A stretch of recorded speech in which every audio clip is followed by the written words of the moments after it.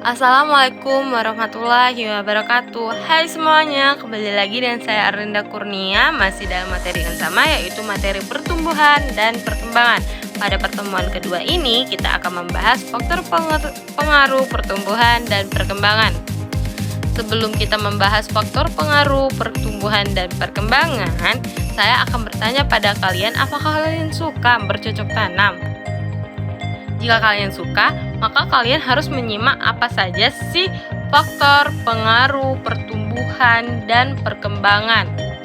Faktor pengaruh pertumbuhan dan perkembangan terbagi menjadi dua faktor, di mana yang pertama ada faktor eksternal atau faktor yang berasal dari luar tubuh tumbuhan itu sendiri. Yang kedua yaitu ada faktor internal, yang mana faktor ini berasal dari dalam tubuh tumbuhan itu sendiri. Selanjutnya kita akan membahas faktor eksternal terlebih dahulu. Faktor eksternal terbagi menjadi banyak hal. Yang pertama yaitu zat hara.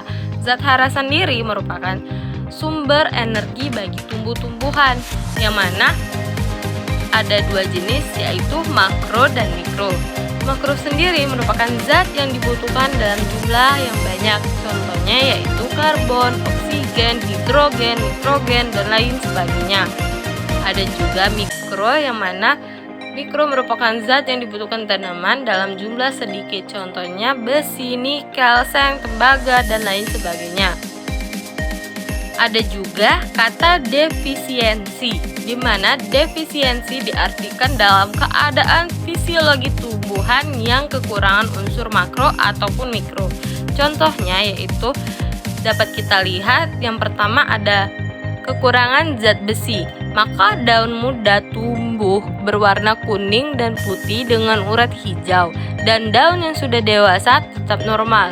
Jika tumbuhan kekurangan kalsium, daun baru cacat atau terhambat, dan daun yang sudah ada tetap hijau.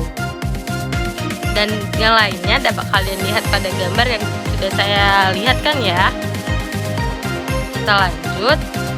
Adapun faktor eksternal yang kedua adalah cahaya, di mana cahaya sendiri sebagai sumber energi untuk fotosintesis.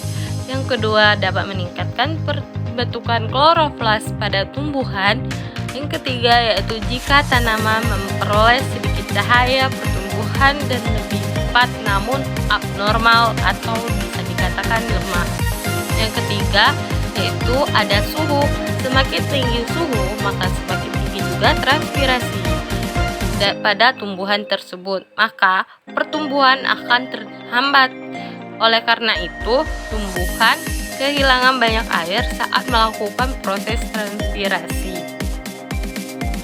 Adapun contohnya yaitu tumbuhan tomat. Tumbuhan tomat akan tumbuh baik jika temperatur 26 derajat Celcius pada siang hari dan 20 derajat Celcius pada malam hari.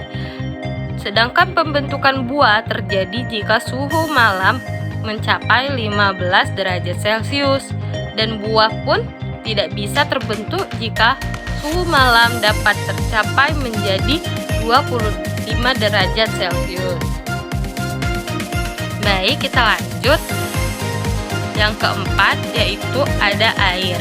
Air sendiri di sini berperan sebagai pembantu reaksi kimia dalam sel tumbuhan. Yang kedua yaitu dapat menunjang proses fotosintesis pada tumbuhan. Yang ketiga yaitu menjaga kelembapan pada tumbuhan. Yang keempat yaitu pelarut unsur hara di tanah agar mudah diresap pada tumbuhan itu sendiri. Adapun yang kelima yaitu pH. pH sendiri sering disebut derajat keasaman. pH terdiri dari dua jenis, yaitu pH pertama yaitu pH netral, di mana unsur hara yang diperlukan terpenuhi, sedangkan pH asam yaitu unsur yang ada dapat meracuni tumbuhan tersebut. Kita lanjut masuk ke faktor internal. Faktor internal sendiri terbagi menjadi dua, yaitu gen atau hereditas, yang mana substansinya yang menurunkan sifat dan induk ke keturunan. di mana mengatur keadaan fisik dan non-fisik pada tumbuhan itu sendiri. Contohnya seperti warna bunga dan rasa buah, maupun bentuk buah dan lain sebagainya. Ada juga fitohormon.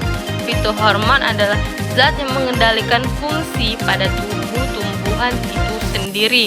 Contohnya ada auksin, hormon giberelin, dan hormon sitokinin, hormon asam absisat, hormon kalin, hormon etilen, dan hormon taumalin.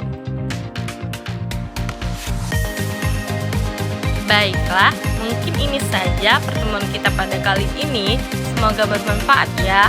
Dan jangan lupa mempelajari pelajaran biologi yang lainnya. Sampai jumpa.